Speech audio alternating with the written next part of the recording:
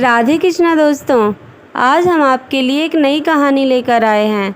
संघर्ष ही जीवन है। एक बार एक किसान परमात्मा से बड़ा दुखी हुआ, बड़ा नाराज़ हुआ। कभी बाढ़ आ जाए, कभी सूखा पड़ जाए, कभी धूप बहुत तेज़ हो जाए तो कभी ओले पड़ जाएं। हर बार कुछ न कुछ कारण से उसकी फसल थोड़ी थोड़ी खराब हो जाती थी। एक दिन बड़ा तंग आकर उसने परमात्मा से कहा, देखिए प्रभु, आप परमात्मा हैं, लेकिन लगता है आपको खेती बाड़ी की ज़्यादा जानकारी नहीं है। एक प्रार्थना है कि एक साल मुझे मौका दीजिए, जैसा मैं चाहूँ वैसा मौसम हो, फिर आप देखना मैं कैसे अन्न के भंडार लगा दूँगा। परमात्मा मुस्कुराए और कहा, ठीक है, जैसा तुम कहोगे वैसा ही मौसम दूंगा, मैं दखल नहीं करूंगा। किसान ने गेहूं की फसल बोई।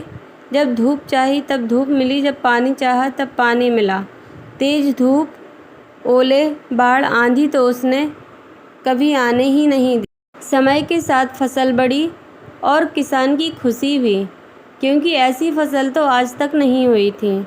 किसान ने मन ही मन सोचा, अब पता चलेगा परमात्मा को कि फसल कैसे करते हैं। बेकार ही इतने बरस हम किसानों को परेशान करते रहे। फसल काटने का समय आया। किसान बड़े गर्व से फसल काटने गया, लेकिन जैसे ही फसल काटने लगा, एकदम से छाती पर हाथ रखकर बैठ गया। गेहूं की एक भी बाली के अंदर गेहूं नहीं था। सारी बालियां अंदर से खाली थी। बड़ा दुखी होकर उसने परमात्मा से कहा, प्रभु, ये क्या हुआ? तब परमात्मा बोले, ये तो होना ही था। तुमने पौधों को संघर्ष का जरा सा भी मौका नहीं दिया। न तेज धूप में उनको तपने दिया और न आंधी ओलों से जूझने दिया। उनको किसी भी प्रकार की चुनौती का सामना नहीं करने दिया।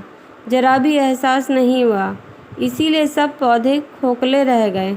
जब आंधी आती है, तेज बारिश होती है, ओले गिरते हैं, तब पौधा अपने बल से ही खड़ा रहता है।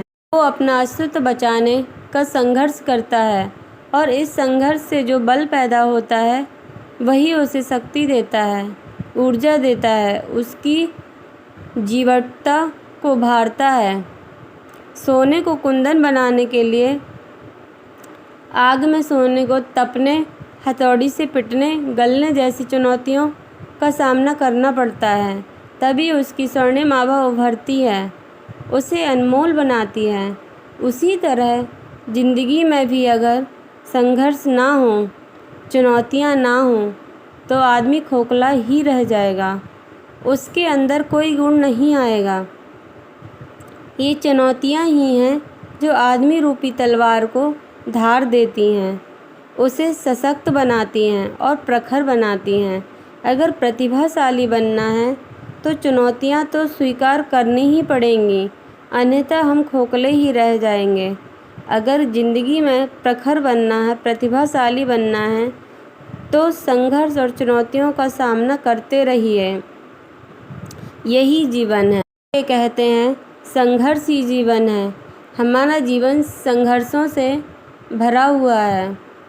जैसे जैसे हम संघर्षों को पार करते जाएंगे, हम अपने आप को और प्रतिभाशाली बनाते जाएंगे। धन्यवाद दोस्तों। अब मिलते हैं हम अपनी अगली कहानी के साथ।